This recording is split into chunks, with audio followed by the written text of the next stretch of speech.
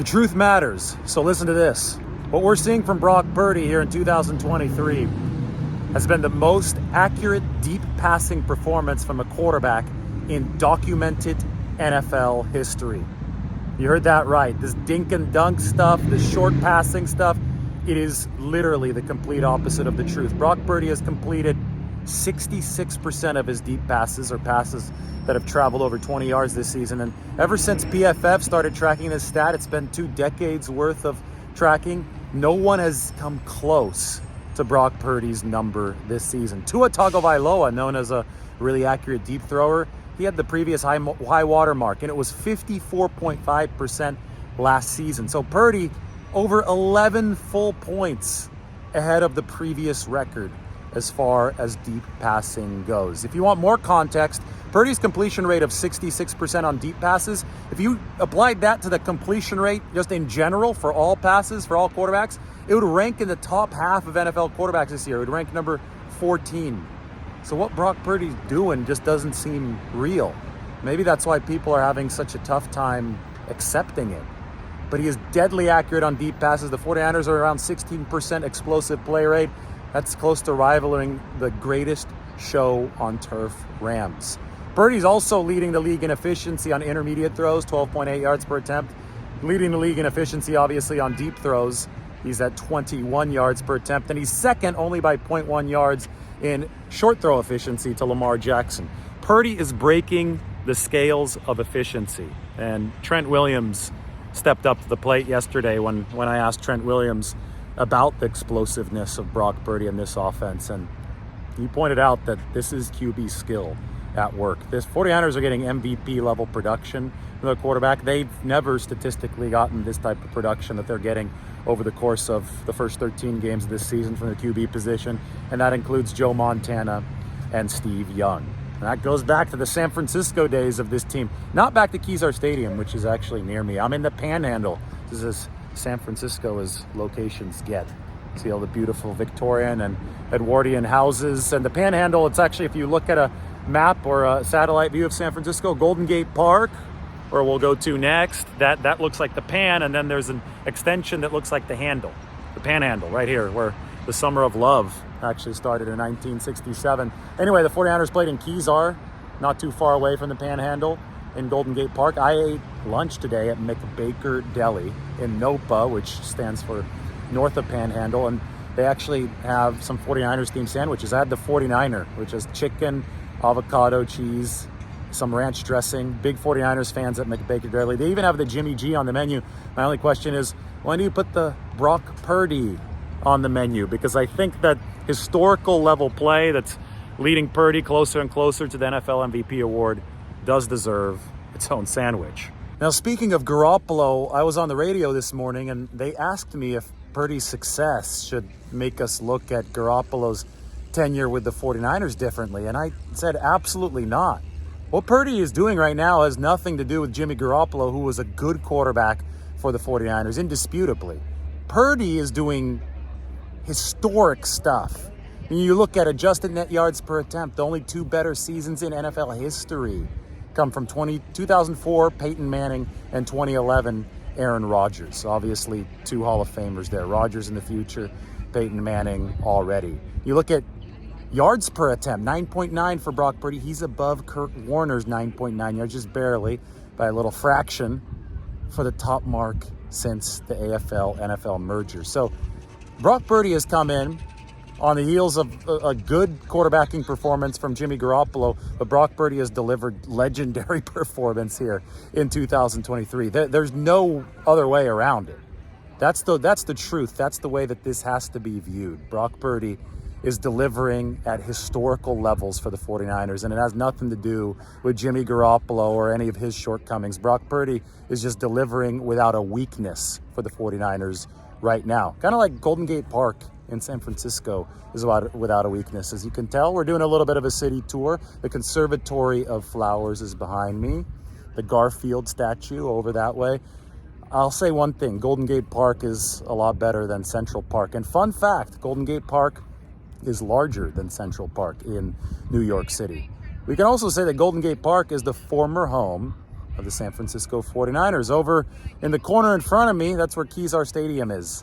I've done videos from Kezar Stadium before, probably more coming from that corner of Golden Gate Park here in the future as the 49ers gear up for what might be an epic playoff run. The 49ers playoff run might mean a rematch against the Cowboys for the third straight season.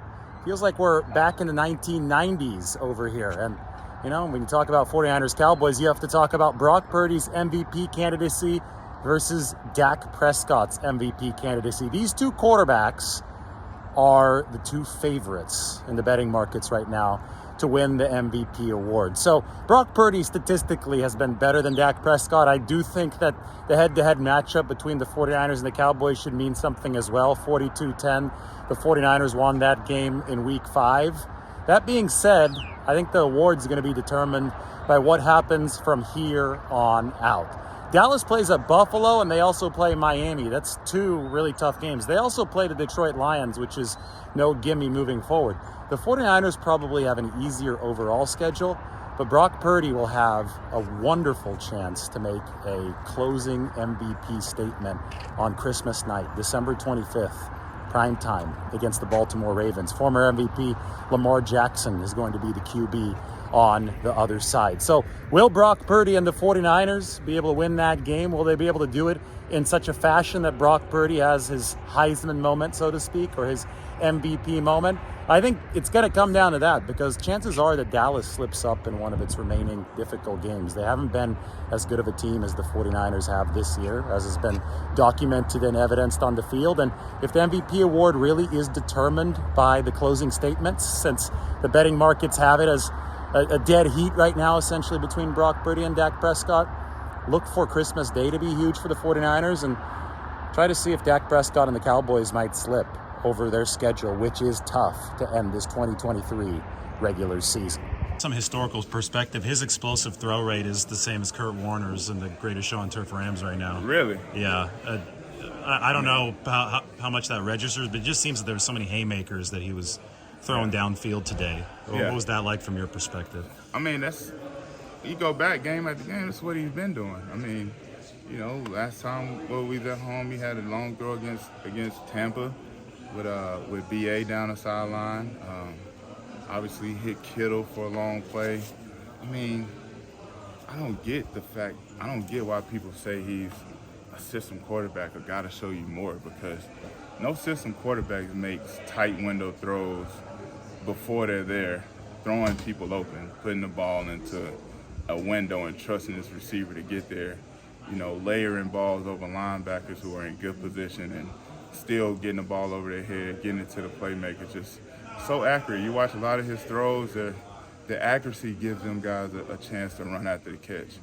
And I don't think he gets enough credit for that. I know, obviously, with him being the Mr. Irrelevant, you know, everybody is slow to give him his flowers, because then that says what they say about a lot of scouting departments. If you let a guy like this slip to Mr. Irrelevant pick, you know.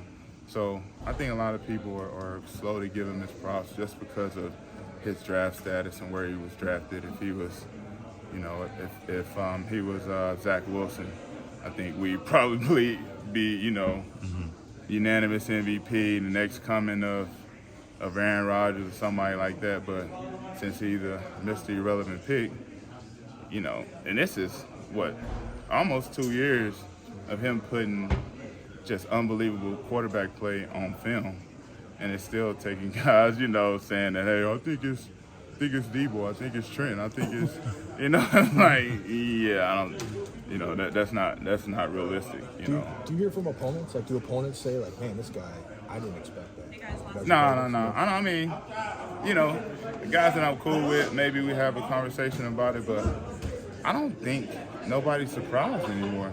You know, I think, you know, really in locker rooms, guys who know football, guys who study us before they play us, there's no way you can look at him and say that's a system quarterback. When you watch the throws he makes, you watch him making under pressure. I mean, he rarely checks the ball down.